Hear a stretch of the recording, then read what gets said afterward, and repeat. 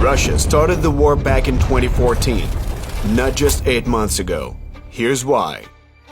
Viktor Yanukovych, the fourth president of Ukraine, was proven by experts and journalists to be a puppet of the Kremlin and received funding from Russia. During his term, he usurped power, destroyed the Ukrainian army, and was gradually preparing to hand the country over to Russia.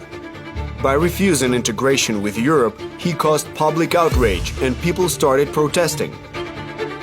The violent attempts to suppress the demonstrations were met with even greater resistance from the people. And that's how the Revolution of Dignity happened.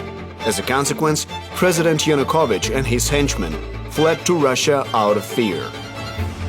Realizing that seizing a neighboring country wouldn't be an easy task, Putin decided to take over the Ukrainian region with a military contingent already in place, the Crimean Peninsula. Information: Russia has based its Black Sea Fleet on the peninsula since the days of the USSR. And in 2010, President Yanukovych signed an agreement with then-Russian President Medvedev, allowing the fleet to stay on Ukrainian territory up until 2042. People in Kyiv were mourning the peaceful protesters shot by snipers, the Heavenly Hundred, while in Crimea, soldiers without insignia showed up. Later, they were called Little Green Men. They all spoke Russian, had Russian uniforms and armor. Journalists asked Putin directly, "Are the troops currently in Crimea yours?" Их там нет. For several months, the Russian military blockaded Ukrainian military units.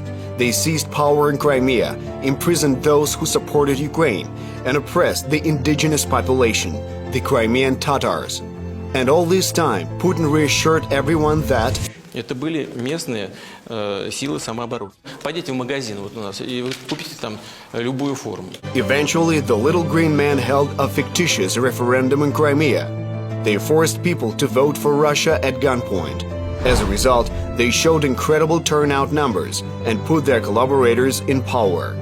Putin realized that he wouldn't really get punished for the annexation of the peninsula, other than deep concerns in the UN and the EU. Feeling that he could get away with anything, the Russian president changed his rhetoric. Вы, так сказать, аннексировали Крым. Запад посчитал это нарушением международного права. И что, в чем вопрос? 35 military units of the Russian armed forces participated in the operation to capture Ukrainian Crimea. In order to prepare a place of arms for a further invasion of Ukraine, Putin started the war from where he had trained and equipped pro-Russian fighters, the Donetsk and Luhansk regions of Ukraine, on the Russian border. This way, he bit off a large chunk of territory from Ukraine, staged dozens of terrorist attacks, and spent 8 years preparing for a full-scale invasion. Я думаю, западные правительства, хоть неофициально, конечно, но многие из них почти де-факто смирились с аннексией Крыма, думая, что это будет единственная территориальная корректировка.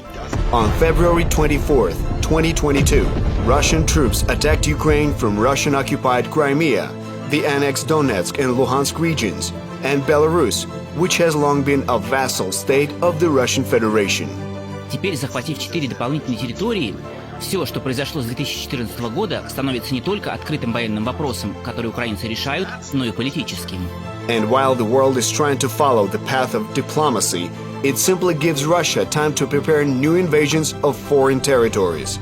Наши оппоненты, наши партнеры, они выработали очень правильную тактику, но я думаю, что в долгую мы все равно выиграем. If Putin and his army are not stopped, they will stand at the borders of the EU tomorrow. So world, what are we waiting for?